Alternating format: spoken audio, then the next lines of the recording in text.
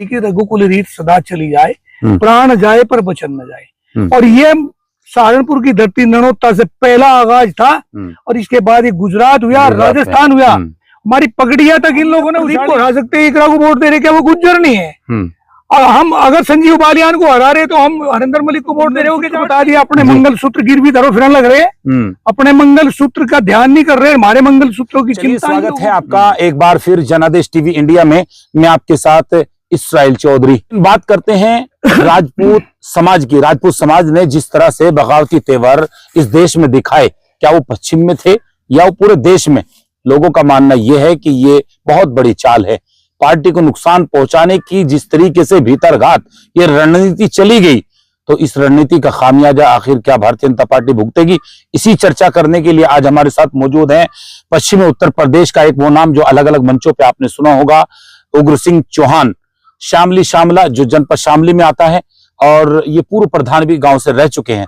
चौहान साहब, सबसे पहले हमारे चैनल में आपका स्वागत। नमस्कार भाई साहब, स्वागत है। पश्चिमी उत्तर प्रदेश में जिस तरीके से आपके समाज ने एक अजीब सी बगावत शुरू की और उसमें नानौता में पंचायत हुई, अलग अलग मंचों से आप लोगों ने पार्टी के प्रति वो बगावती तेवर दिखाए जो हर एक समाज भौचक रह गया। ये आखिर ये अचानक ये लौ कहां से उठी? ऐसा कि एक गीता में एक श्लोक है, भगवान कृष्ण ने कहा, यदा यदा ही धर्मस्य ग्लानिर्भवति भारत अभ्युत्थानं तदात्मानं सृजाम्यहम् उत्थानाय साधूनां विनाशाय च दुष्कृतां संभवामि युगे। इस टाइप का एक श्लोक है। उसमें एक जब जब भी पृथ्वी पे भार बढ़ता है तब तब भगवान को किसी ना किसी रूप में अवतरित होकर उस भार को कम करना पड़ता है।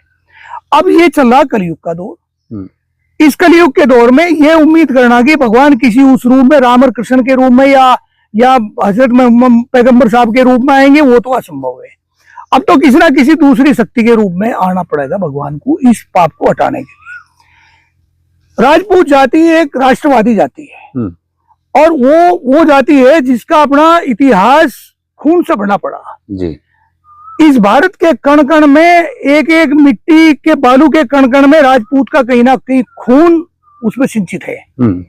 और वो जाति बीजेपी को लेकर आई और ये सोच के लेकर आई कि 70-55 साल के बाद में, कांग्रेस के राज करने के बाद भी इस देश में वो बात नहीं हो पाई जो होनी चाहिए थी, क्योंकि हम लोगों ने, राजपूतों ने अपनी 565 जो रियासतें थी उनमें से लगभग 450 के करीब रियासतें राजपूतों की थी, वो सहर्ष भारत के एकीकरण में दे दी, भारत के विलय में दे दी। एक मिनट भी उन्होंने इसकी चाट नहीं करी। उनका प्रीवी पर्स था जो सरकार ने तय किया था कि राजाओं महाराजाओं को, उनके सामंतों को यह प्रीवी पर्स मिलेगा, वो भी उन्होंने दे दिया इस देश के निर्माण के लिए, खत्म कर दिया। उसके बाद में इनके पास जागीर थी, जमींदारा था, शिलिंग आई, एक नहीं दो बार शिलिंग आई। इन लोगों ने, जिन लोगों के पास जमीन नहीं थी, सरकार की योजना के तहत अपनी जमीन शिलिंग में दे दी, तब भी कोई आपत्ति नहीं।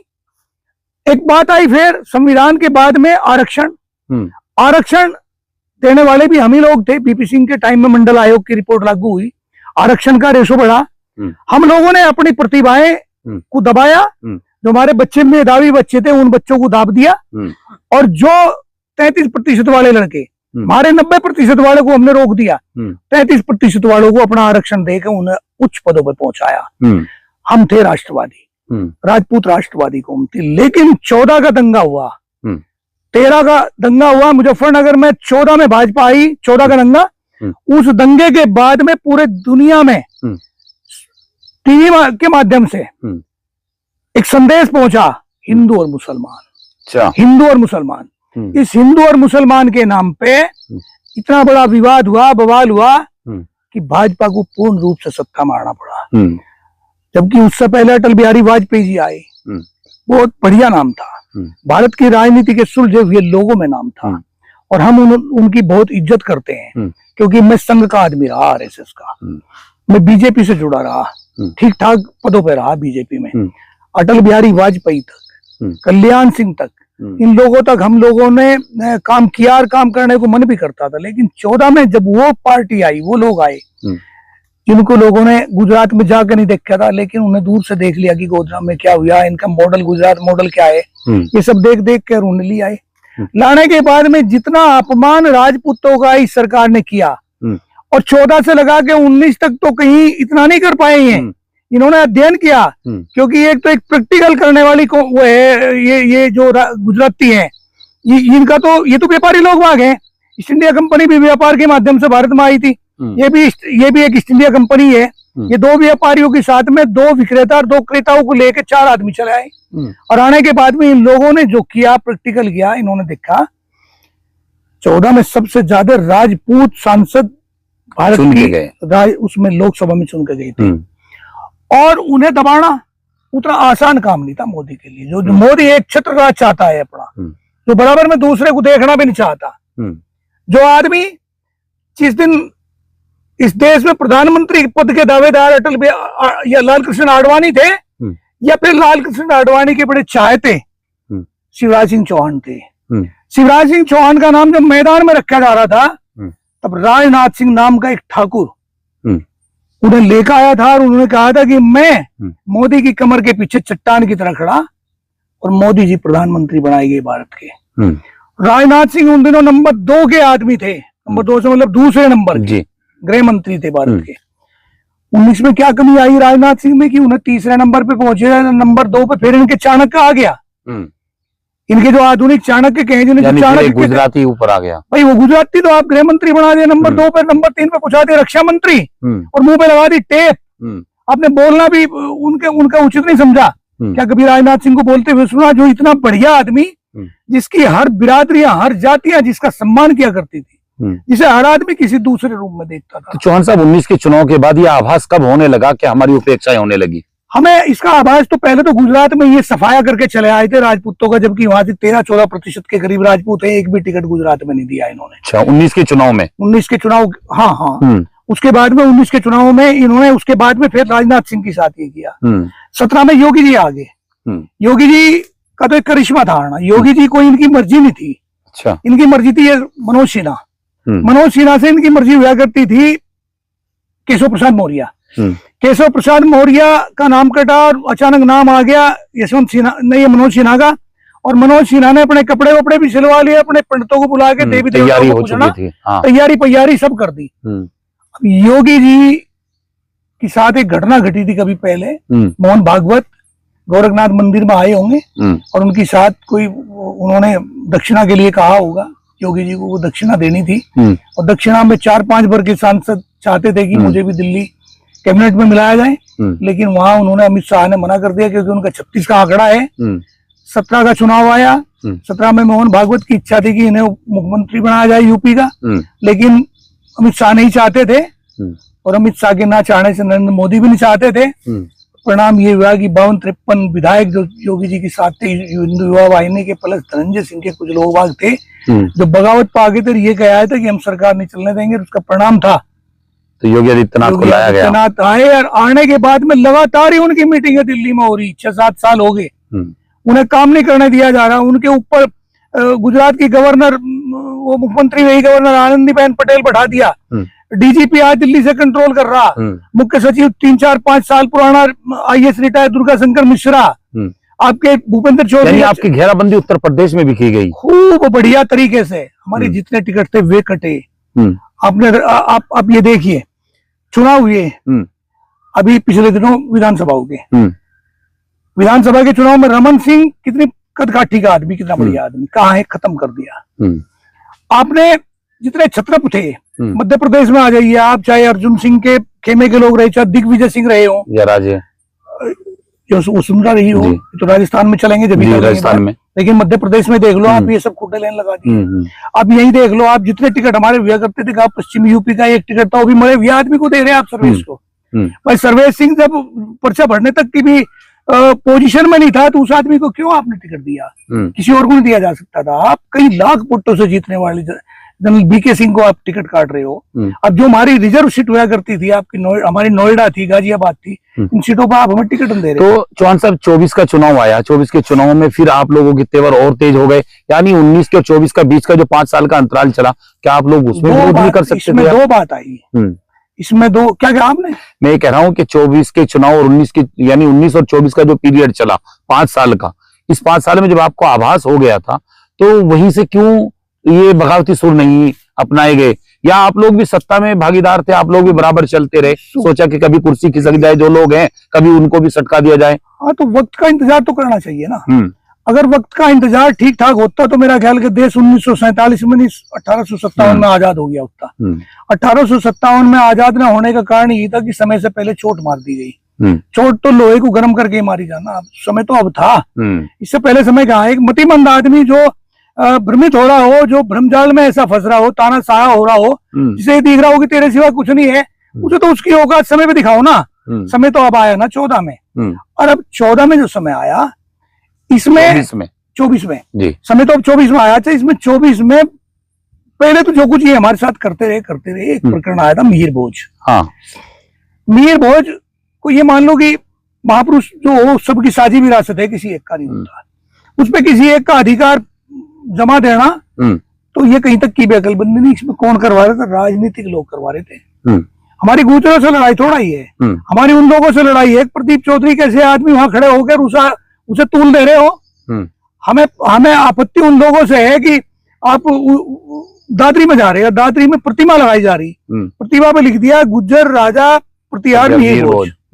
योगी जी आ रहे, वहां योगी जी ने कहा कि नहीं ये गलत है, ये गुज्जर राजा हटाइए इसके नाम के सामने से, फिर टेप लगा दी।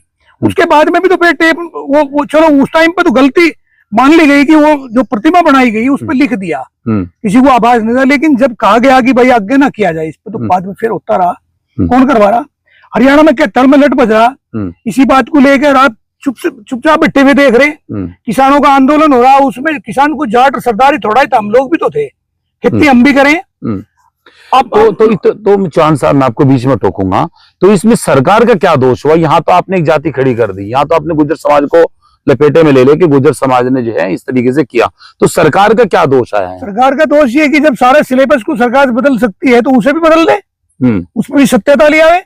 आपने तो सारे सिलेबस बदल दिया, भारत के इतिहास में सब मुगल पीरियड टोटल हटा दिया, सारे आपने मुसलमान हटा दिए। अब किसे किसे लेकर आ रहे भाई? आप इतिहास को कहां तक ले जाओगे? खत्म करना लग रहे हैं। पहले विरोध तो वो था, दूसरा विरोध फिर हमारा ये हुआ। हमारे पास दो चीज बड़ी हैं, आपके भी साथ संभव तो मेरे भी पास। एक तो ये जहां हम बैठे हैं मेरी खेत है, बड़ों की दी हुई विरासत है। दूसरा है अगर बच्चा पढ़ लिख ले तो सब आईएएस और पीसीएस तो करने से रहे, उनके लिए सेना और पुलिस है। सेना की नौकरी आपने छीन ली, अब आप हमें 24 साल में बुढ़ा करने लग रहे अपने आप 70 80 साल की भी 5 साल तक राज भुगतने के बाद पेंशन ले रहे। हमारी पेंशनें खत्म कर दी। पुलिस में जा रहे तो पुलिस में आपने पेपर लीक करवाने लग रहे, उसमें आप हमें बता नहीं रहे कि भाई होगा क्या, हमें किस दिशा भागना, हम तो भटक रहे अपना रास्ता। खेती आपने हमारी छीन ली, नौकरियां आपने छीन ली, और सबसे बड़ा अपमान की बात हुई थी राजपूतों के लिए ये, इनका एक कैबिनेट स्तर का मंत्री गुजरात का पुरुषोत्तम रूपाला, जो कैबिनेट स्तर का मंत्री है, वहां से राजकोट से चुनाव लड़ रहा है। उसने एक दलित बस्ती में जाके कहीं राजपूतों के प्रति जो मुगलों को लेके उस टाइम की क्या परिस्थितियां रही होंगी, वो समय जाने। आज से 300-400 साल पुरानी बात को कहकर वहां के राजपूतों की महिलाओं को अपमानित किया गया, और उन महिलाओं ने उस बात को सहन न करते हुए आत्महत्या करने की कोशिश करी गई। और ये कहा गया राजपूतों ने गुजरात के कि भाई इसे रूपा लागू कहो, अब ये अपने घर जाए, इसे टिकट मत दो, ये चुनाव न लड़े, और इसके खिलाफ कार्रवाई करो। उल्टा जाके अमित शाह ने उसके पर्चा भरवाया और उसकी रैलियां करवाई। तो ये अपमान तो क्या होगा? एक आदमी भाई सम्मान के लिए आदमी जीतता है, जब सम्मान ही नहीं रहेगा तो फिर जी के भी क्या करेंगे? जिस राजपूत बिरादरी ने अपना पूरा जीवन सम्मान के लिए बिता दिया, अपने 12-12, 14-14 साल के बच्चों के हाथ में तलवार देकर माथे के उनकी माओ ने तिलक करके अपने रक्त का और युद्ध के मैदान में भेज दिया, जिन्होंने अपने आपे को अपने सम्मान के लिए हजारों कई हजारों औरतों ने जौहर व्रत कर लिया, जल व्रत, जल समाधियां ली, उन्होंने पता नहीं क्या क्या कष्ट झेले अपने शरीर पे अपनी अस्मिता को बचाने के लिए। आज उन पर आप आरोप लगा रहे। कुछ लोगों का मानना है कि राजपूत समाज ये समझ बैठा, राजपूत समाज के भाई जिस तरह देश की कहावत है कि गाड़ी हमारे तान चलती है, राजपूत समाज ये समझ बैठा कि हम लोग जो है जो हम चाहेंगे अब वही होगा। ये देखिए, हम लोग ये नहीं समझते कि क्या होगा, हम सब सर्वे सर्वा हैं, हमारा तो विरोध है, हम विरोध कर रहे हैं। लेकिन हम ये दावे के साथ कह सकते हैं कि राजपूत का वो वजूद है हर गांव में कि वो दूसरी बिरादरी के 3 या 4 वोट को अपने साथ लेकर प्रभावित करता है, प्रभावित करेगा।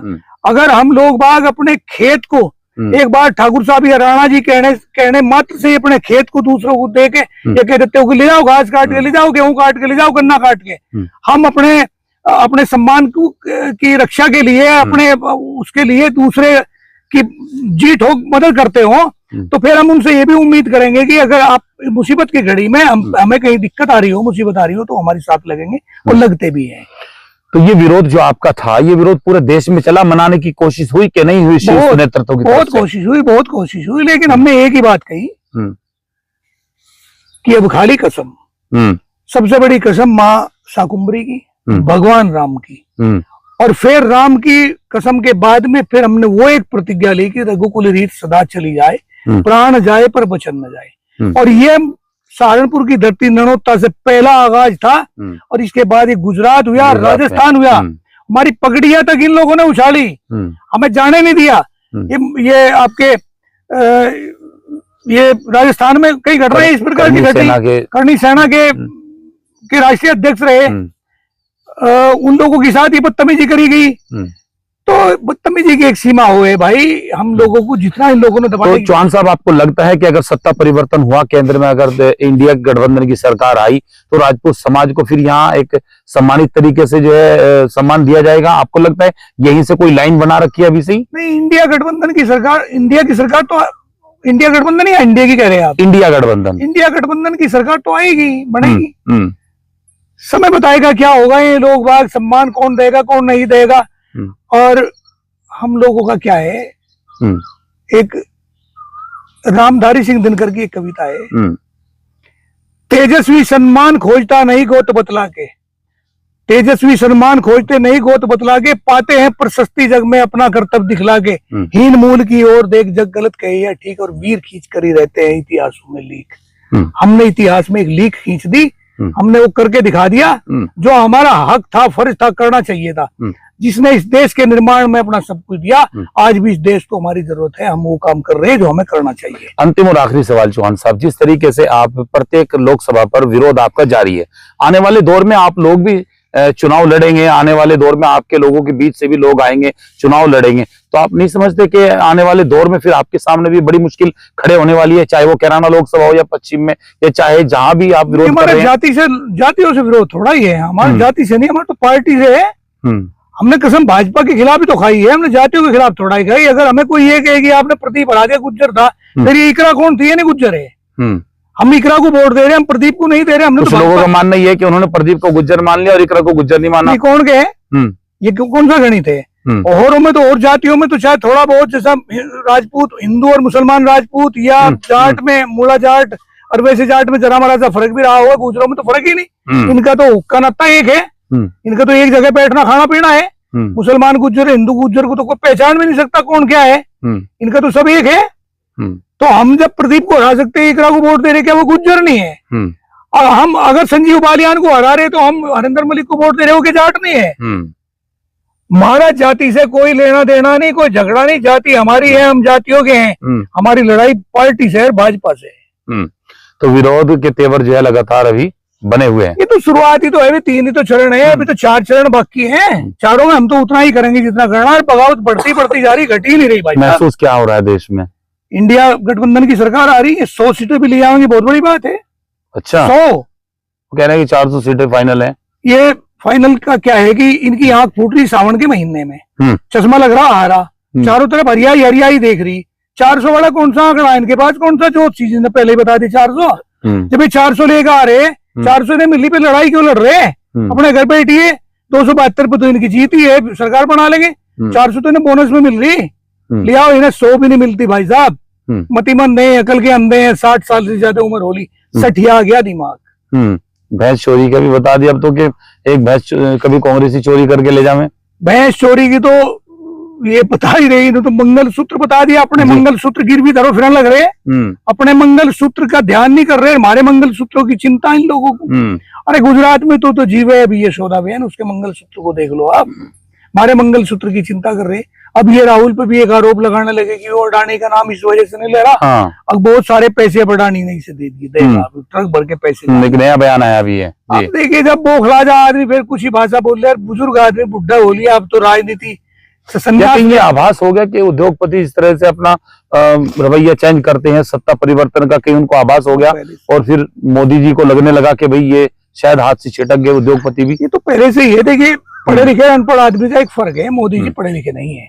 अगर मोदी जी पढ़े लिखे आदमी होते तो पढ़े लिखे वाली बात करते, लेकिन उन्होंने हमेशा बात वही करी जो राह चलती बात हुआ करती थी, जो एक हाड़ी पालती कर दिया करता है, जो राह चलता आदमी कर दे।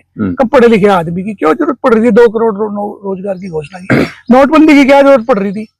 आप भगवान राम को ले आए, बहुत आसानी से पकड़ लाए। जैसे 88,000 साल तक तपस्या करने के बाद भी लोगों बागों को नहीं मिले, उन्हें थोड़े दिनों में राम मिल गए। नीरव मोदी, मेहुल चोकसी, विजय माल्या, ललित मोदी वो नहीं मिले। 32 व्यवसायिक माफिया धक्के खाते प्रेरणा लग रहे, उन्हें लेकर नहीं आए। अब जो खुद कह रहे कि हम साझेदार है भाजपा, हमारे में 32 करोड़ रुपए हमने दे दिए। कोरोना का टिक्का कोरोना में इन्होंने कोविड का टिक्का लगवा दिया, आज लोग दुखी है, मरने लगे। युवा हार्ट अटैक हो रहे, ब्रेन हेमरेज हो रहा, सिर में दर्द हो रहा लोगों के। इन्हें क्या जरूरत पड़ी थी नोटबंदी की? लोग बाग दुखी करवा दिए। इन्हें आय दोगुनी करने की क्या जरूरत पड़ रही थी? आय आधी क्या चुथाई भी नहीं रही लोगों की। किसान तबाह है। एमएसपी की गारंटी देने के लिए लड़ते थे, कहाँ एमएसपी की गारंटी? जीएसटी इन्होंने झुट्टी जीएसटी 3 हमारे पास ले ली। व्यापारियों को तो लाभ है जीएसटी का, आम आदमी चला जा रहा। इन्होंने शर्म नहीं आई इन लोगों को कि पाकिस्तान का नाम ले में। भाई पाकिस्तान से तो पूरा हाल आपने कर दिया, जिस देश में 80 करोड़ मजदूर, 80 करोड़ लोग 5 किलो अन्न पे आश्रित कर दिए। पाकिस्तान में तो ये पोजीशन है भी नहीं जो आपने भारत के कर दी। 205 लाख करोड़ रुपए से भी ज्यादा का भारत पर कर्ज कर दिया। जीडीपी आपने धरती में तार दी। अब करोगे क्या? एक पढ़े लिखे आदमी का काम थोड़ा ही है। भारत की राजनीति एक ऐसे आदमी के हाथ में दे दी जिन्होंने इसे चौपट ही कर दिया। देखिए, राजपूत समाज से उग्र सिंह चौहान आपको आपने सुना, वही बगावती तेवर इस समाज के अभी भी लगातार जारी हैं और देश में चुनाव लगातार जारी है। आखिरी मोड़ पर चुनाव चल रहा है, तो बने रहिए। आज इस वीडियो में इतना ही। अगली वीडियो देखने के लिए जनादेश टीवी इंडिया को यूट्यूब पर जाकर सब्सक्राइब करें, फेसबुक पर जाकर फॉलो करें। नमस्कार। नमस्कार जी भाई।